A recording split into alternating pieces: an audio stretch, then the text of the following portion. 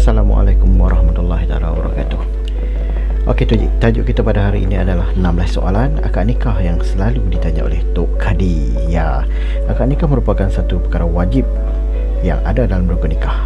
Akan tetapi, upacara akad nikah juga merupakan perkara paling digeruni oleh kaum lelaki. Ya, kerana sudah menjadi tradisi, Tok Kadi akan menanyakan soalan-soalan tentang agama sebelum akad nikah dijalankan. Okey.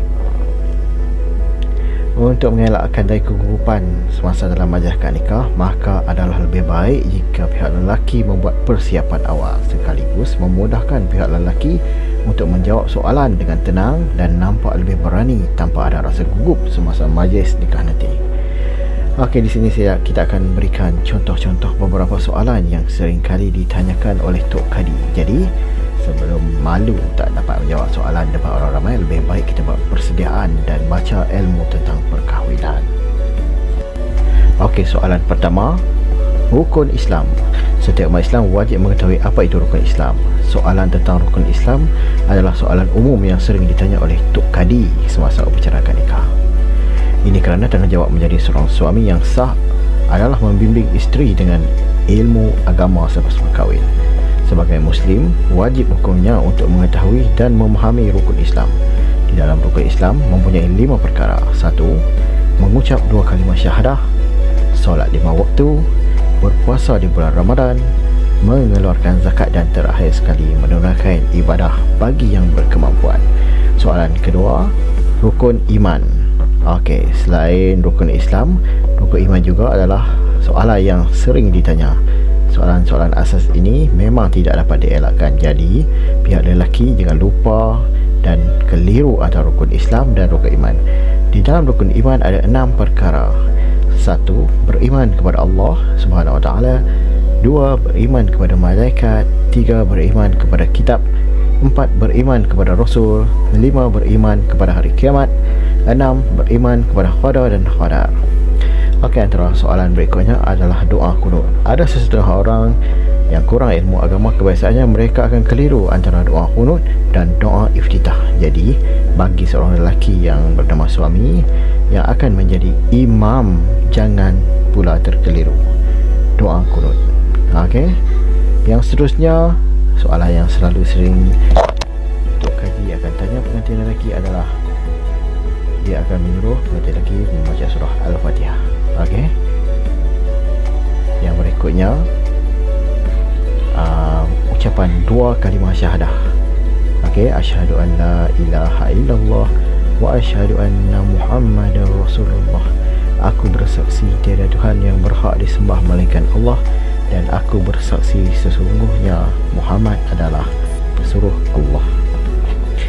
Okey, soalan yang berikutnya adalah Tok Kadi akan menyuruh kita selawat ke atas Nabi.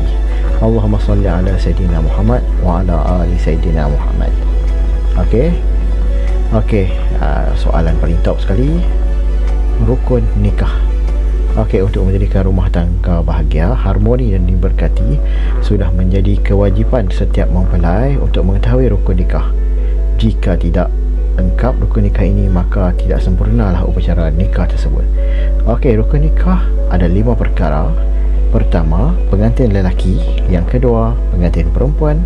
Yang ketiga, wali. Yang keempat, 2 orang saksi lelaki. Dan terakhir, lafaz ijab dan qabul, iaitu akad nikah. Okey, antara soalan-soalan lagi yang ditanya oleh Tok Kadi adalah rukun solat.